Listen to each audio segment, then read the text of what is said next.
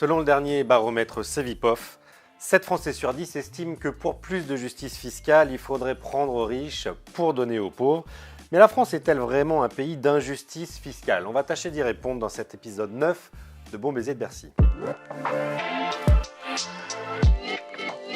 Vous allez beaucoup entendre parler de justice fiscale dans les prochaines semaines à l'occasion du grand débat national qui s'ouvre mardi prochain. La justice fiscale, c'est un élément de langage qu'on a beaucoup entendu sous le précédent quinquennat, principalement pour justifier des augmentations massives d'impôts sur les classes moyennes et supérieures. C'est un peu l'argument miroir qu'on a eu cette année avec la fiscalité écologique qui était le nouvel argument pour à nouveau augmenter les taxes et qui a créé le ras-le-bol fiscal qui a mené aux Gilets jaunes. Mais en quoi la fiscalité française est-elle injuste et surtout pour qui ? Prenons les ressources de l'État et des collectivités locales, on met de côté la sécurité sociale. Les prélèvements représentent 550 milliards d'euros environ en 2017.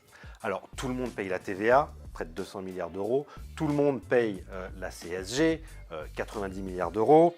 La progressivité fiscale en France est représentée par l'impôt sur le revenu. L'impôt sur le revenu qui a représenté 77 milliards d'euros en 2017, c'est-à-dire peu ou prou 15% des recettes pour faire fonctionner l'État et les collectivités locales. Sur ces 15% de recettes, il faut savoir que 2% des contribuables seulement financent 40% de l'impôt sur le revenu.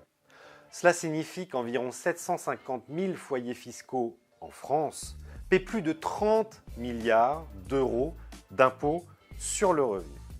Un impôt qui sert en partie évidemment à faire fonctionner les services publics dont tout le monde profite, mais qui participe également à la redistribution. Cette redistribution, quelle est-elle en France? Selon l'INSEE, le niveau de vie des 10% des Français les plus riches en 2016 était 23,6 fois supérieur à celui des 10% les plus pauvres avant redistribution. Après redistribution, cet écart est ramené à 5,7 seulement. C'est une moyenne qui place la France dans la moyenne basse de l'Union européenne et les écarts de richesse de niveau de vie disponible entre les plus riches et les plus pauvres restent à peu près le même depuis une trentaine d'années en France et n'a pas reculé pendant la crise contrairement à beaucoup de pays européens. En conclusion, nous indique l'INSEE, les principaux déterminants de la pauvreté ne sont pas des déterminants fiscaux, mais la situation professionnelle, et notamment pour les chômeurs et les agriculteurs qui sont le plus proches du niveau de pauvreté,